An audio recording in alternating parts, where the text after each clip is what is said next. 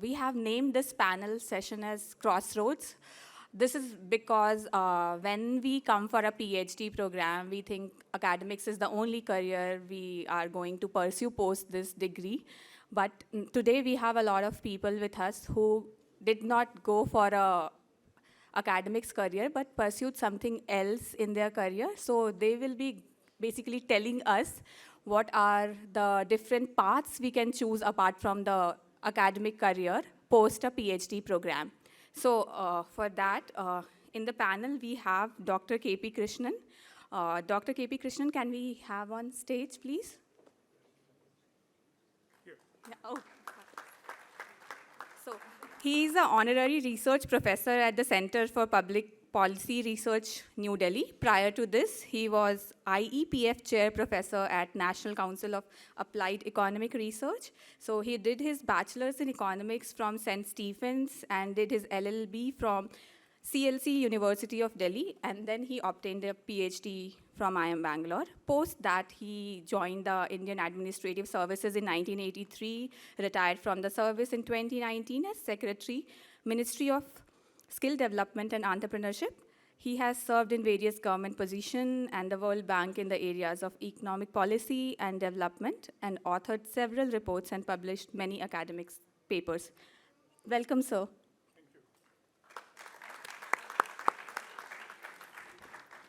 Our second panelist is Dr. Rajkumar Upadhyay, who is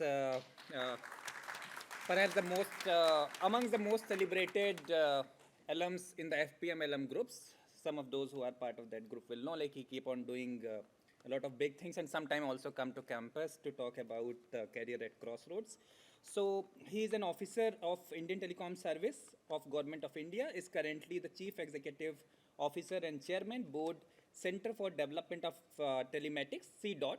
He has 3 decades of leadership in telecom, information technology, defense and broadcasting sectors. Prior to this, he has worked in leadership positions in the organizations like DRDO, BSNL, DOT, Prasar Bharati and Telecom Regulatory Authority of India. Dr. Upadhyay holds a PhD in corporate strategy and policy, as it was called then, and MBA from IIMB, MTech from IIT Roorkee, and a certificate in international public policy from Syracuse, whatever, University USA, Syracuse University USA. He's, after IIMB degree, you know, everything is, he's winner of several awards, including J.C. Bose Award 1987 by Ministry of Defense, National E-Governance Award 2007 by Government of India, CIO 100 Award 2007, and Deepak C. Jain Award 2009 from IIMB. So welcome Dr. Rajkumar Upadhyay. We fondly call him RKU. And Pankaj is... Yeah. Next, we have Pankaj Bagri from 1999 batch. So he is the Vice President at Target in India. Target serves guests at nearly 2,000 stores and on Target.com in US. In his role, Pankaj is responsible for building multiple capabilities that serve merchandising at Target. So he joined Target 12 years ago as Director, Data Science and Analytics, and has 20 plus years of experience in analytics, Six Sigma, and learning development across financial and retail organizations. So one more addition in his bio is he's our 100th graduate of our PhD program.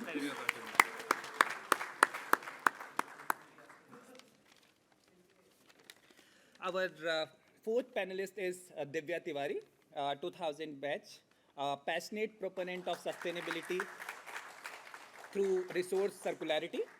Divya is currently the principal scientist and advisor at SAHAS, an organization that embodies this principle. SAHAS was founded in 2001 with a focus on developing and propagating sustainable waste management practices to drive circular economy. Divya has joined SAHAS in 2014. Prior to that, she was a supply chain consultant, SME, for more than 15 years. Divya is a fellow of IIM Bangalore with a PhD in supply chain management and a bachelor's degree in chemical engineering. At SAHAS, she has conceptualized and implemented several programs across the country in both urban and rural areas. These programs focused on smart tech-based monitoring and development of policy framework for wider adaptation, for wider adoption. Welcome, Divya. Now we have the moderator of the session, Professor Sourav Mukherji. So Professor Sourav teaches postgraduate courses at IIM Bangalore on organization design and inclusive business model. Prior to joining IIMB, he worked with IBM, Oracle, and for the BCG. Sourav sir holds a degree in BTech from IIT Kanpur, and he holds a PhD from IIM Bangalore. He is the Dean of Alumni Relations at IIM Bangalore and has several administrative positions before, such as Dean Programs and the founding chairperson of IIMB's Center for Teaching and Learning. And we all know Professor Sourav is a follower of sports. If you get up early in the morning, you can see him running around campus. And special mention for Sir is he organized a very amazing event, the marathon, the 50-yard marathon during the Golden Jubilee celebration. And we all enjoyed it because we were able to connect through it from across country, across the world, I would say. We can see the snippets of people running at different institutions, places on that app which we had for the marathon. So, welcome. Thank you. So now I'd like Professor Sourav to take over. All right, thank you. Good morning to all of you. So the idea about this panel was to talk to people who have had unconventional careers, unconventional from the point of view of doing a PhD, right? So, and this is also a function of how the program has evolved over the years. And yesterday, if some of you were listening to the panelists, I think it's a consequence of that. And it's no wonder that if you see the, the years mentioned there, they are, from a decade. I mean, Rajkumar looks to be very young on this one, but actually not really. I mean, he has been also there for as part of the old way or the earlier way of what we were looking at the PhD program. And we will come across it, I think, in the discussion where we say that the earlier design of the program was probably making it much more amenable to have more diversity in terms of career options, whereas today we are much more focused in creating academicians, creating people who would probably come and join as professors. But the idea here is that not to completely knock off that industry option away and then listen to some of these people. The other good part about this panel is that the diversity, which thanks to the team here have put in, because as the introductions would tell you that KP and Rajkumar, they are coming from the government sector, Divya is coming from the development sector, and Pankaj, you are coming from the business sector. Yeah. So and by the way, just a little bit snippet about that being 100 among FPM. Pankaj was receiving a lot of flack since yesterday. I mean, the moment that was announced, many of us were livid, saying, how come you got that? Because we also passed around the same time. So what have we really done to the FPM office to get that accolade and stuff like that? So yeah, so those numbers are very interesting. All right. What we will do now is I have requested each of them to take us through their career choices a little bit, right? In terms of saying that where did their the FPM, as it was called in our time, featured in, and why did they even choose to do this FPM? That is one part, and then how it has helped them to take certain decisions, or how it has guided them to take certain decisions in terms of their career options. So I would start with Dr. P Krishnan. So KP, would you just take us through that? I certainly did not have an unconventional career. Government jobs are probably as old as mankind, and the civil services is probably something which our generation took to very conventionally. I think what was unconventional was the decision to come here for an FPM. And most people in the civil services in India are in the civil services because they are academic nerds. They do well, they crack exams, and they've figured out how to crack exams. So I think a lot of us are sort of hidden PhD candidates. Some of us get very comfortable in government and decide not to pursue this option. So I was keen on a sort of an academic sort of career all along. One choice was to do it in the US when I got posted there, but it was essentially a personal decision to come back, because if we had stayed behind then, our fear was our kids would never consider India as an option, because when children are young, exposure to the US, invariably only shows you all the good things with none of the hidden negatives. So we decided to come back. And the year I came back, I wrote the CAT. There was only one sort of entrance method then. And given my age, you will permit a certain anecdotage leeway or sort of extra consideration for me. I was writing this entrance exam, and I think it was Christ College on Hosur Road. And after the first gate, the second gate, this guy stopped me and said, "Fathers are not allowed beyond this gate." I was a little hesitant. I said, "Yes, I'm a father, but I'm not here as a father. I'm writing the exam myself." He was very suspicious. He looked at the photo matched. But he obviously thought there is something going on here, because he went and spoke to somebody behind him, some supervisor type fellow. I was allowed to write the exam. I went inside, started writing. Then I discovered a little later what his suspicion was. I don't know if you remember, the CAT exams, there'd be a lot of these coaching center guys whose job was mug up as many questions as you can, because you couldn't bring out the paper. So you had to create a question bank. So there were a bunch of people whose job was remember as many questions as you can and come and sort of vomit them so that you add up to your question bank. So he thought I'm one of those coaching type fellows. So they actually stationed one human next to me to keep an eye on me. So if I did this, and this guy, immediately pounce on me, and at 40, you're not exactly very quick with, and certainly not with quant. And here I am, when the rest of the world is sort of turning pages, I am on question 1, figuring out, I was in no hurry. This guy was even more convinced that I am indeed a fellow copying questions for the exam. And suddenly, the Deputy Director of Public Instruction for the jurisdiction, who was the supervisor's supervisor, showed up to check. He happened to have been my Deputy Director of Public Instruction when I was collector. So this guy came and stood at attention and said, "Good morning, sir. What are you doing here, sir?" So by then there was complete confusion, because half of the supervisors thought I am here to copy, but their supervisors were wishing me good morning. But the reason for this anecdote is not just the funny part, it continued in IIM. So when I came in on day 1, Sourav won't remember, he was 1 year senior, I was the first bench. And Devjani was the next, first seat.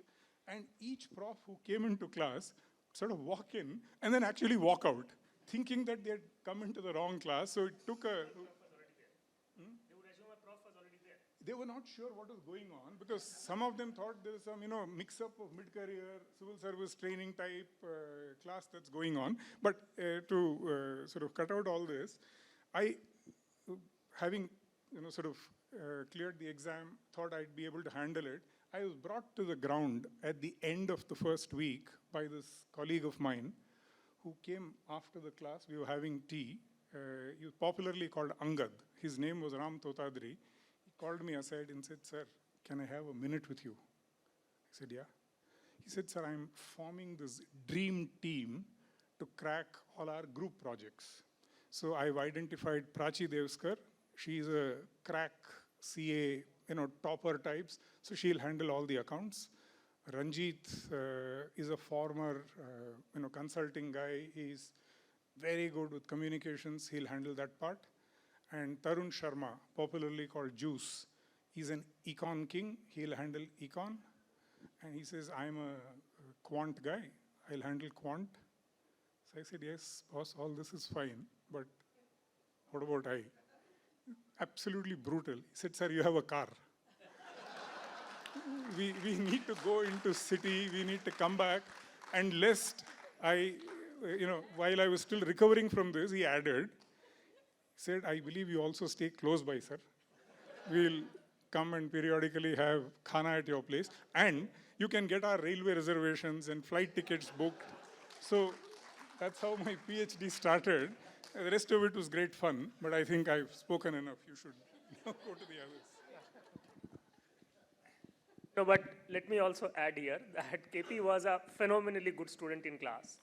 And people were very upset about it, that why does an FPM student need to be so good in academics, right? I mean, because in those days, we would literally have the same grade and the same distribution along with PGP student, and every FPM student who would do well would become an eyesore for the rest of the class, because they would say, oh, I mean, because he is topper, hence I can't be the topper. So KP was of that category, but yeah, I mean, he took some of the names who were also phenomenal, like Prachi, and the other name is Anand.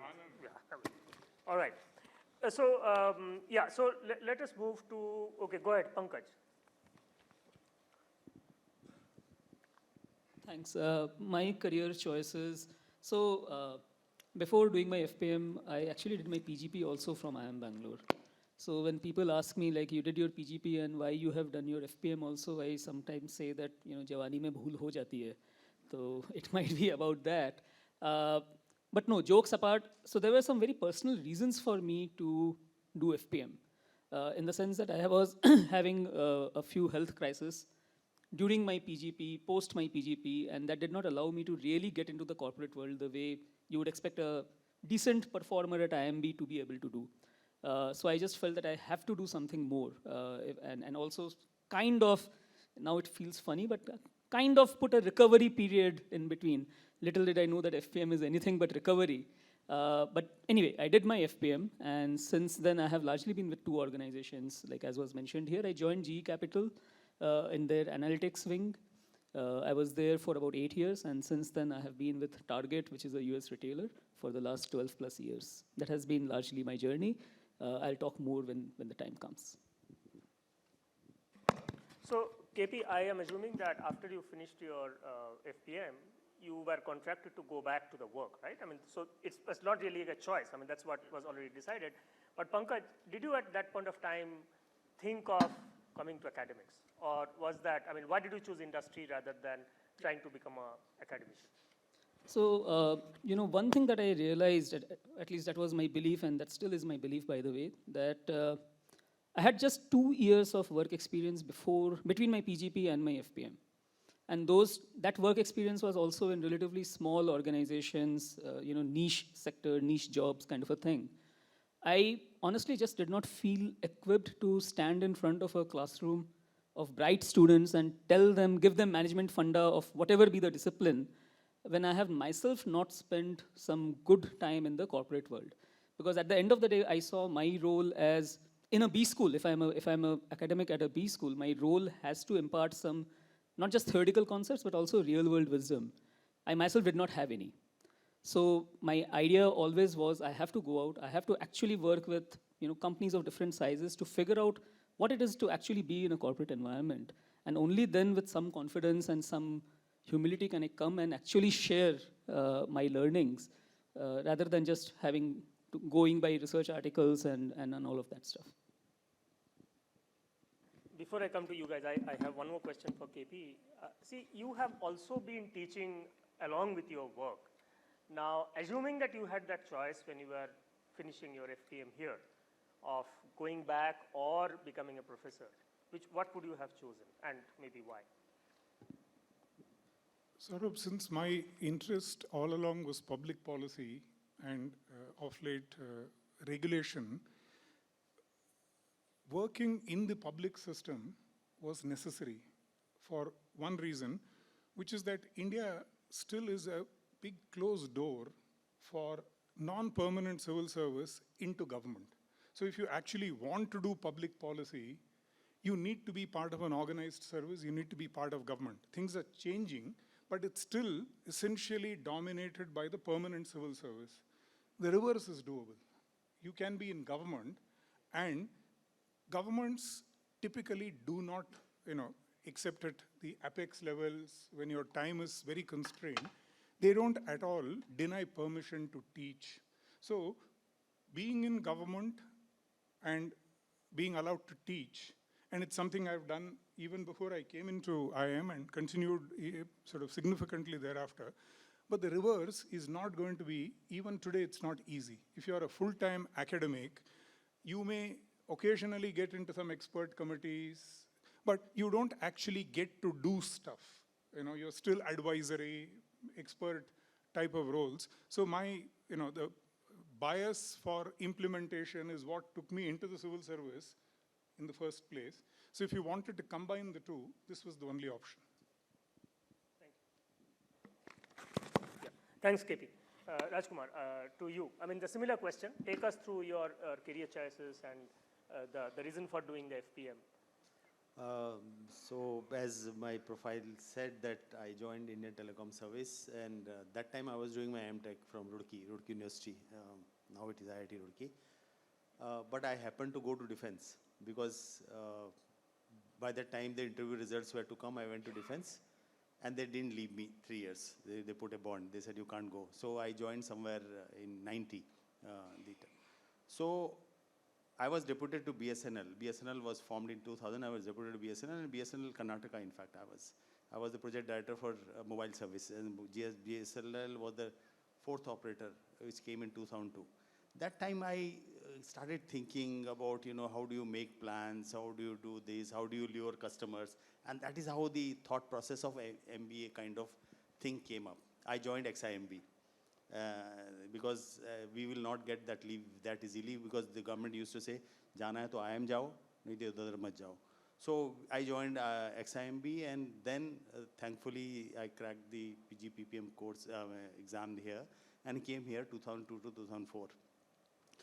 During that, learned finance, learned costing, so many things, and got a lot of interest developed. And the first thing I still remember when I went back, so my CGM said, "Aap to IIM se padh ke aaye ho, kya karoge?" So the first exam, the first use case he gave me, in those days there used to be a service called 197, where you get the inquiry. He said the success rate of this is 20%. He first asked me, you find out what is the success rate? Many people complain. When we analyzed, because the foundation of a management course gives you to look at the data, look at the problem holistically rather than in an isolated manner. So I looked at the whole thing and found out the success rate was 23%. I applied queuing theory, which was taught to me by Professor Janal Shah, and believe me, we could achieve 97% of success rate, because we could find out what is going wrong, where it is going wrong, because nobody is analyzing, simply saying kaam nahi karta. And during that, I happened to meet, professors here, and I used to come. And that developed a taste in me that, it's time to go back. And I came back in 2007, back for my PhD program. While I was doing my PhD, still the course, but I had a problem, because study leave is only for 2 years. After 2 years, you have to go, and IIM will not leave you. They will say, compre karo, viva karo, and that is the thing, definitely. So I finished my compre, viva, everything within 2.5 years. And during that time, TRAI had given a problem to IIMB. And my secretary TRAI has happened to be my boss earlier.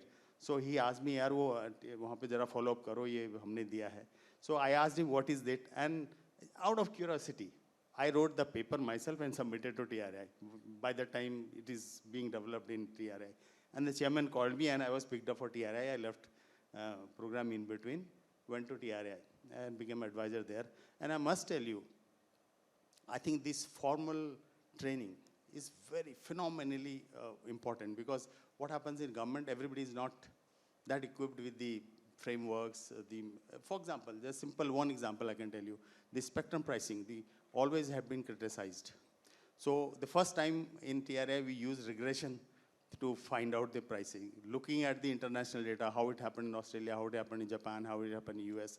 So that gave kind of confidence. And then, now I am currently the chairman of CDOT. The task government has given us to produce indigenous technologies in India. That is the task given to us. The reason is not economic alone. Economic is definitely a reason, because we still run electronics, 60 billion trade deficit in electronics, $60 billion. So that has to be brought down. Mobile manufacturing is one of the very, success story for the government of India. So indigenous technologies from the security perspective, you may be knowing after Galwan, the geopolitical things change. And now we have been tasked to develop all kinds of technologies in India. And I'm very proud to say CDOT has developed 4G and 5G, which is getting installed, which is being soon will be inaugurated by Honorable PM. It is already deployed in Punjab and Haryana, and it will be rollout is happening across India. So I think this would have not happened. See why I was picked up. In fact, I would have retired last year. I mean, but government gave me 2 years extension, saying that these things are very, very important. And the holistic perspective of looking at the supply chain, looking at the finance, looking at the people management, looking at the international perspective would have not come had I not been in this training program of FPM, because I think that gives you to look at the problem holistically. So I must say that the foundation what I got in PhD program has really helped me to participate in the policy program, because I'm part of most of the committees of Government of India in tech domain, and without this training, this would have not been possible. As far the academics is concerned, I took some guest lectures here when my DAC chair, Professor Sinha sir, was there, and Professor Ramesh was there. Their classes I used to teach. I couple of times go to IIM Lucknow to teach, but definitely as of now, the agenda is how to put technology map, India on the technology map worldwide. Globally, we will be the 5th country to develop this 4G, 5G. US doesn't have, Russia doesn't have, Japan doesn't have. So without the training here, I think it was not possible. Thank you. Divya, over to you. Tell us about your FPM thing. I mean, where did it fit in? And of course, and also your foray into the development sector. Yeah, so my career choices till almost Sahas were pretty, I would say very random. They were not driven by any academic interest or any passion for any profession. I did B because my father was a professor in IT Roorkee and there was nothing else that you could think of, and no other profession. Then I worked in Indal, Cochin, in a manufacturing plant, and quite got frustrated there in 1 year. Came back and did my ME from Roorkee. And then I worked for 3 years in a very small consulting organization in Bangalore because I was married. There weren't too many jobs in chemical, which didn't require you to travel intercity. Most of the jobs required you to be there at some site for 2 months, 3 months. But this consulting organization was focusing on projects in Bangalore. Got to do a lot of hands-on work on designing of piping, site management. We used to do refurbishment work and all that. But that was also looking like a dead end, and I thought, okay, my father was a professor, let me try my hands at academics, and hence I joined IIM.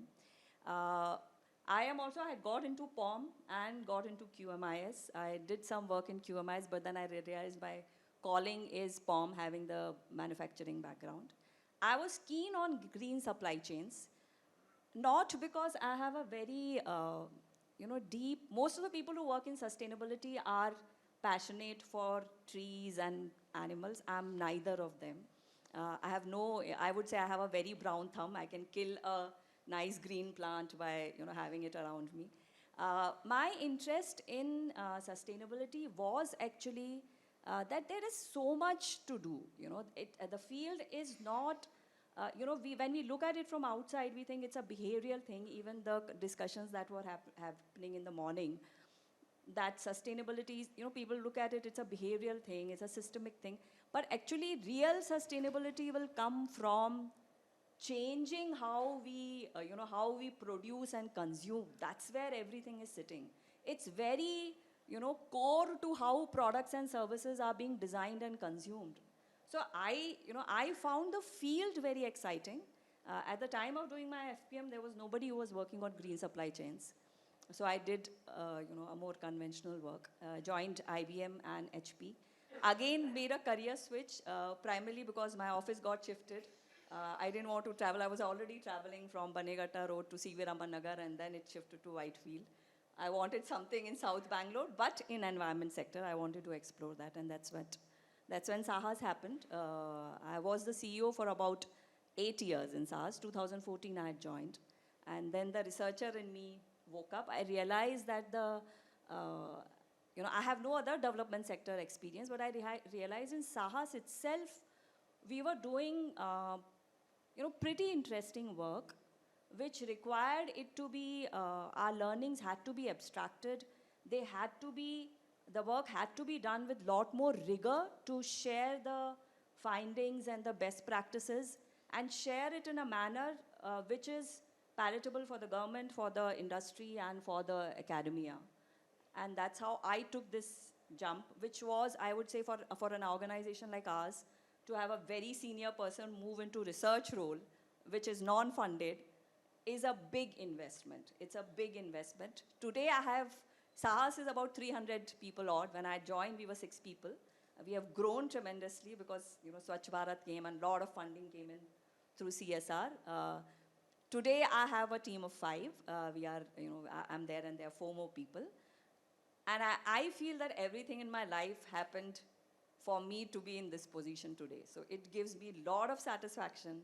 I can really place the puzzles, which I used to feel, why is this happening with me? Why I'm sitting in Indal in a manufacturing plant which has, no future. The plant got closed after I left. But now the training which I got at each of my academic and work life has helped me understand and do my work much better in SARS than many people that I see around. And I hope, I can continue to work on this.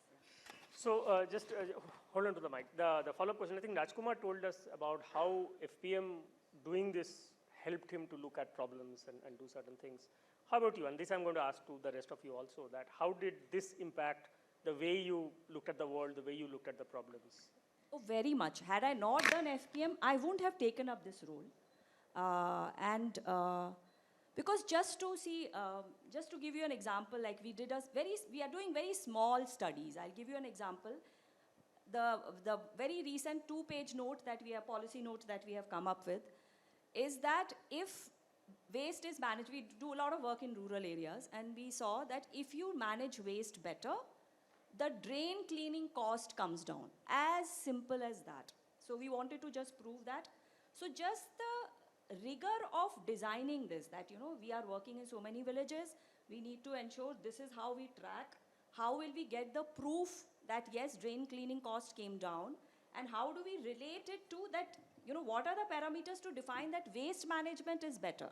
So we had pulled out 2 parameters, which is the collection efficiency and the source segregation. So I'm saying just designing this and submitting it to the state government, saying, see, we are showing you, there is a reduction of almost ₹1 lakh per year towards drain cleaning cost in villages where collection and segregation was above 90%. As simple as that. It may not pass the standards of a Harvard, research study. It will not get published. But we got letters from the panchayat officials saying that this was a reduction in my yearly cost towards drain cleaning. Those printed, getting it signed, So driving this, with whatever little rigor we can afford in our organization has come from the training in IIM. And that's why I see that, this kind of exposure is actually needed in all fields, not just development sector. People will not think you need PhDs, but I can tell you we need. I'm still looking to hire more, and I'll make a job pitch after some time. All right, for those of you looking for an unconventional career. It's not unconventional, very conventional, but very satisfying. Pankaj, same question to you. And you have been in corporate, but doing a very research-oriented role. So. Yeah. So at a very, very surface level, I would say that a training in FPM, a training in research methods, etc., it helped me get ready for my career in analytics. So I started, after my FPM, my first job was with G Capitals, and it was in the analytics field. I mean, now it is called AI, data sciences, etc. At that time, it used to be plain and simple data analytics, even if we were using advanced analytical methods. So there, just understanding concepts like research design, a valid research design, and versus what is not a valid research design, or understanding basic concepts like don't confuse cause and effect, understand the direction of causality well, right? Appreciate randomness. All of those things, of course, we got through the training that we went through in the FPM program. But I would say that is at a surface level. If you really were to think more, right? I would say there are 3 broad things, or 3 broad ways FPM has helped me. One is further hone my critical thinking skills and ability to think in terms of conceptual frameworks I think you also alluded to that in terms of seeing the big picture, seeing the connections, ability to connect the dots, rather than jumping to the first thing that seems to stare at you from the data or from the situation. So don't jump to conclusions. Of course, that was a derailer for me in the early part of my career, because as a relatively junior person, you are really not expected to think big picture. And if you do that and hence you spend time doing that, others are like, why are you taking so much time doing this? But now, thankfully, I am in a role where it is appreciated, it is valued, that, hey, while others are rushing to take a decision, I'm saying, hold back, have you thought of this, have you thought of that? So the critical thinking and ability to think conceptually, think in terms of framework, that has been definitely one. The second way that the FPM program and the rigor has helped me is just appreciating management as a very holistic discipline. And it may sound paradoxical, because in FPM you're actually supposed to go deep in an area, right? Whatever your area might be. But the thing is that the deeper you go, you also realize how interconnected things are. And you realize that when you are studying management and you are studying disciplines like marketing, finance, economics, etc., they are for the sake of convenience.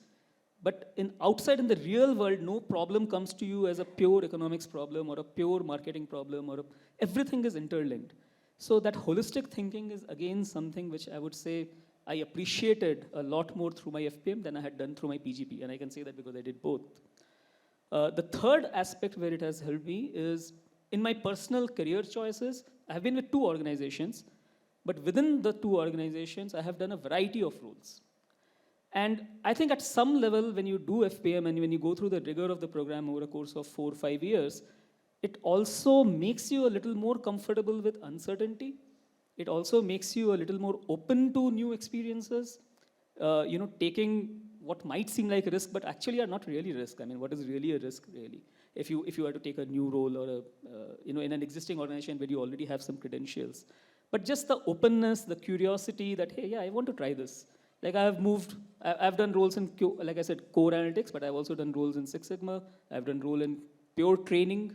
I have done roles in business roles, which is what I'm doing right now. And within that also I've shifted. I think that I have not seen too many of my colleagues do that. And I think it's purely, maybe it's personal, but it's also because of being FPM, you just have so many experiences and you get addicted to it in some way. Thank you, Pankaj. KP, over to you for the same. Thank you. Thanks, Sourav. I think Divya and Pankaj have very eloquently sort of summarized how the FPM equips you. So I won't I endorse that. I clearly agree with that.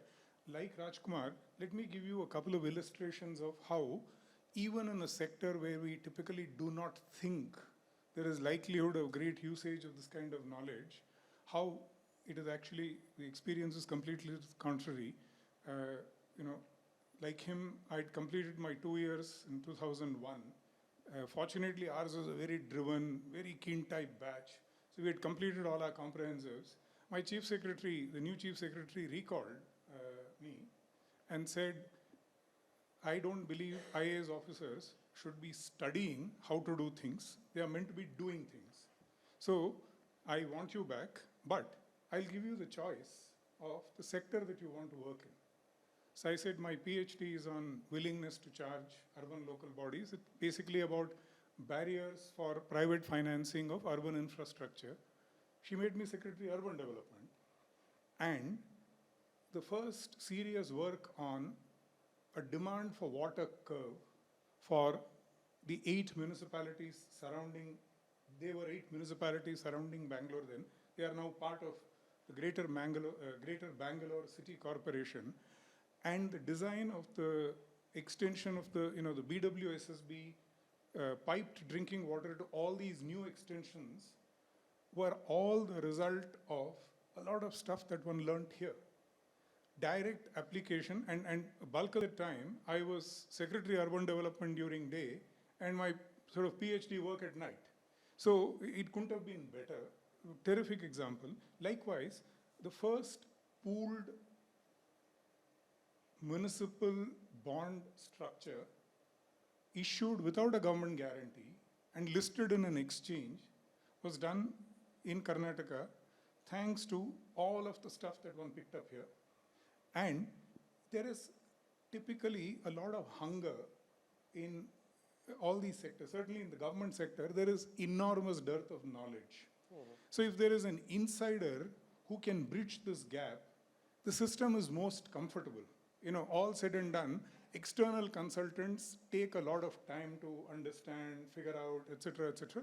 So an internal person who is able to bridge this, knowledge gap, I think is very welcome. And it wasn't only in the state government. When I landed in Government of India, this actually municipal bond structure, remember 2005, those were days when financing of infrastructure using the triple P model, etc., was a rage. So I was picked up primarily on account of my PhD in this area, because I was actually interviewed by Dr. Rakesh Mohan, who was Secretary Economic Affairs and who valued, he himself is an ex-academic, he's a PhD, he was Secretary Economic Affairs. He interviewed me, and the job that I landed in, it so turns out, interestingly, almost every predecessor of mine was a PhD in economics. Government of India, JS Capital Markets, immediate predecessor, Dr. Jaimini Bhagwati, is an PhD from MIT. His predecessor, Dr. P.J. Nayak, is a PhD from Oxford. Dr. Y.V. Reddy was his predecessor, a PhD from Hyderabad. Professor Nitish Sengupta was also a PhD. So there is actually an enormous use of this kind of knowledge in government. And when I finished this tenure and I was planning to come back to the cadre at the end of my 5 years, Dr. C. Rangarajan had gone to Dr. Manmohan Singh saying, for the Prime Minister's Economic Advisory Council, I am looking for an administrator with economics PhD, because the academics I have find it very difficult to get access inside government. Now, this is unfortunate, but true. So the Agricultural Prices Commission, or Mr. Sharad Pawar, who was at that time, there was some work on ethanol and compulsorily mixing, blending and all of that. He says a lot of those issues were pending with the PM EAC, and he said the academic members I have, they know the theory, but the civil servants do not engage with them, ministers do not engage with them. So can you get me a civil servant who has an economics PhD? And a lucky break. But these lucky breaks, as Divya said, in retrospect, they actually don't look like lucky breaks. It almost looks like there is some design out there, we don't figure this out, but it happened. So there has been a tremendous utilization of a lot of stuff that one learned. I don't want to repeat the points that the two of them made, because all of those add to, even in sectors that you've not done a PhD in, you actually add tremendous value because of what you've done here. So I'm looking at the time, and we'll have some time for you guys to ask questions. So my next question is not like a serial one, anybody can respond.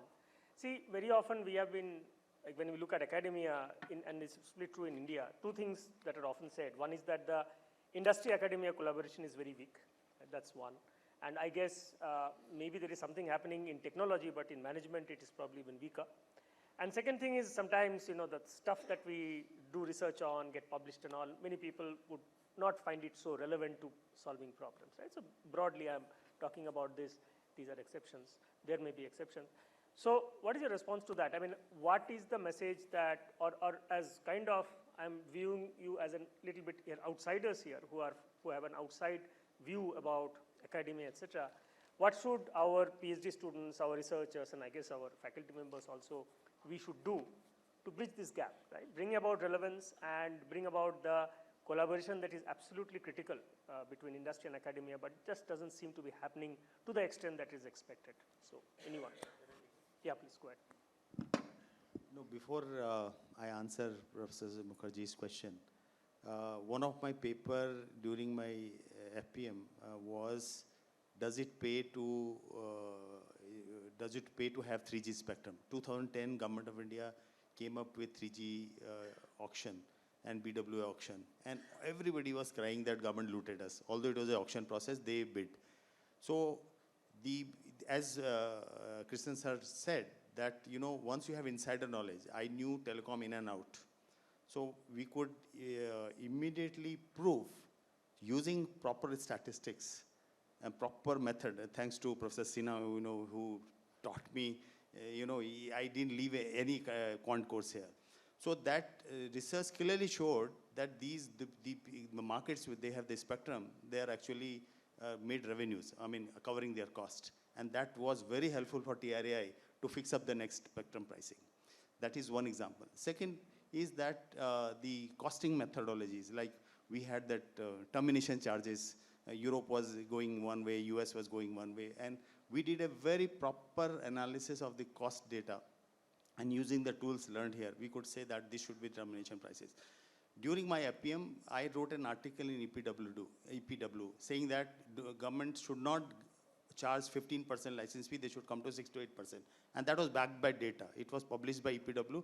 I didn't even follow, I just casually sent to EPW, they published. And it was used by the government to actually revise the license fee, brought from 15% to 8%. So what happens that if you have insider knowledge and you have these tools, I think this is a very deadly combination. No, but what happens if you don't have insider knowledge? Because you and no, what KP happens, are in a good situation where you had both. With all humility, I'll say sometimes I read articles which are, they give you a sense that, oh, government should have done this way. But if you look at the finding and look at the data use, it itself is wrong. So what happened that with a limited set of data, I run a regression and say, no, hi, government should have done this. But if you look at, because these are complex things, and therefore not many papers will come with that kind of real data.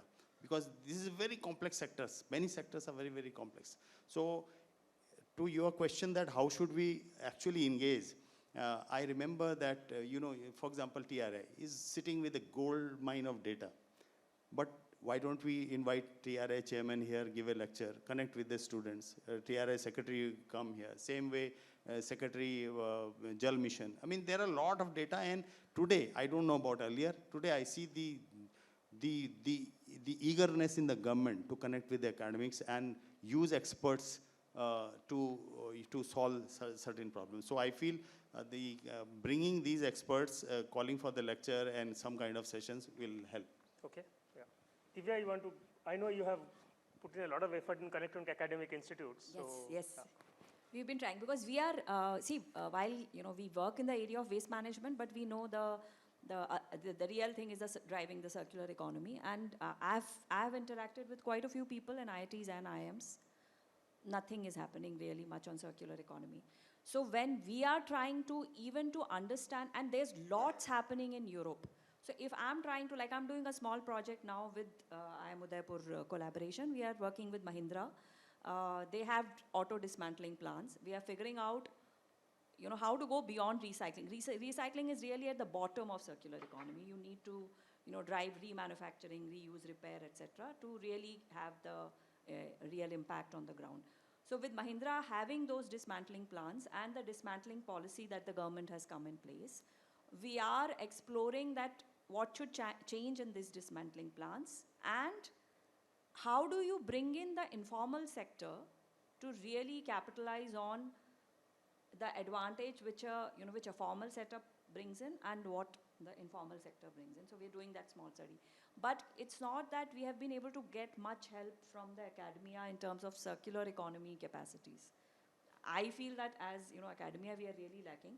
But that aside, in terms of how professors and PhD students can start to engage more with the development sector to actually start contributing to impact on the ground, I would say that if and I'm making the job pitch now, we are desperately looking for some support on senior finance professionals, senior HR professionals, senior, people development professionals, because these are any organizations need. We can't afford good resources. So even if you give your part-time engagement with the organization, there's a lot that you will understand in the process about the sector also. And that will open up your engagement opportunities. So we have a very senior person from ThoughtWorks. She's joined our board. She wanted to go beyond. So she's just started working with me on, we have realized that in waste management, key issues with the municipality is that there is no definition of roles and responsibility. There's no accountability. So we're just starting to work on the M&E framework, monitoring and evaluation framework for municipal organizations, working on SWM. She comes with a very senior experience, 10, 15 years of experience, and we are just starting that project. So again, she's just giving 1 day a week, and that will open her eyes to, you know, what are the issues in SWM. So there's a lot that you can do. This sector definitely has, you know, as rich a problem that you can think. I don't think, you know, sustainability and development sector lacks in terms of richness of issues and problems. No, just one answer. If there is a question from the audience, please, we have very little time. So anybody wants to ask a question? Otherwise, I know I haven't asked them the same thing. Maybe they also can add on to that industry-academia collaboration, but be specific with your questions, please. Yeah, go ahead, Madhula. Specifically to Divya, right? We understand that, you know, that academic industry collaboration, development sector collaboration is not where it should be, right? And you outlined in some sense that it's not happening. Why is it not happening, right? Is there any view on that? Too much gap in the, as you know, most development sector organizations are very founder-driven setup. They are not really, most organizations, I would say Sahas is quite an exception. We have, like, the founder was the CEO, then I became the CEO, now we have a third CEO, ex-C dot actually. I'll share her 20 years with C dot. So, so because we are all coming from professional backgrounds, the culture is very different, and we are valuing collaboration with academia. But the founder-driven organizations, which is the case in development sector, they feel they know it all, you know.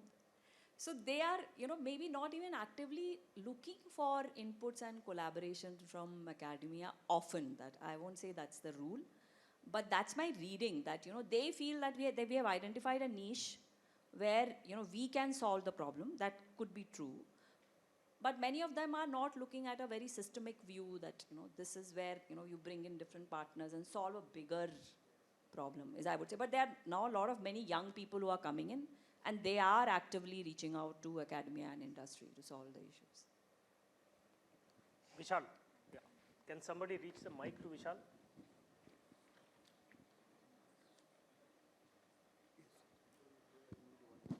Yeah. Hi. Achha, organizers, how much time do we have? I mean, I know. One more? Okay. Okay, go ahead. This is more of a comment than a question, but as I hear the panelists speak about the benefits of the program in terms of the skills that they've acquired, and for example, now corporate is really talking about the fact that it's much more important to ask the right question than, and you know, it's increasingly you're talking about some of these things, and so probably some of these benefits that the program gives, as opposed to an MBA. You know, some unique skills that the PhD provides, which is equally valid for, you know, some of these careers. Maybe those are not highlighted enough or not even realized enough, is just some thought that kind of, you know, I was thinking about. So, yeah. Great. Okay, so anyway, Professor has said this is the last question. So everything else will be on the outside. You know, I just want to make one closing comment, that when we are in the program, and this is especially true for students who are in the program, you know, your guide, everybody will push you to look at the particular problem and say, solve this, write papers, go to the conference, publish, etc. And which is most important, right, for you guys to finish the program. But I think sometimes, as any of them have said, you need to step back and say that, okay, what is fundamentally that we are learning about the process? I mean, when I joined the program, one of my DAC committee members, Professor Srinivas Prakhya, he told me that, you know, a PhD is something where you should only be learning about the process, because your thesis will become irrelevant very soon. And I didn't even understand what he was talking about. I said, come on, I mean, my thesis is my life, right? I mean, at that point of time, you have to kind of finish it and stuff like that. But I think I understand it now, that what he exactly meant. Now, for us, that's the only intention, that, you know, to cut down your learning cycle a little bit, that don't take 20 years to understand that. When you're in the program, understand that the process that they're talking about is much more important than your particular output. So I'm sorry to the rest. I know many of you have any questions and all. Please talk to them outside. I think breakthrough will also ensure that you guys interact more. Over to you. Thank you so much, sir. Thank you for conducting such a Just hold smooth. on. Yeah. Arki, you want to make one closing comment? Yeah. No closing comment. I mean, I want to seek the help of this august audience and my colleagues, seniors, that we have a fund of 800 crore per annum for the government of India has put on tech, deep tech. So any one of you could connect. What is 800 crore, is it? 800. Okay, I'll talk to you. Yeah. So 800 crore fund in deep tech, security, Deep telecom, building, and yeah. deep tech. We will be very happy to. No, building will just be incidental. We'll have deep tech inside. Yeah, so please. Thank you so much for having insightful discussion, and thank you, Professor Sourav, for conducting it very smoothly.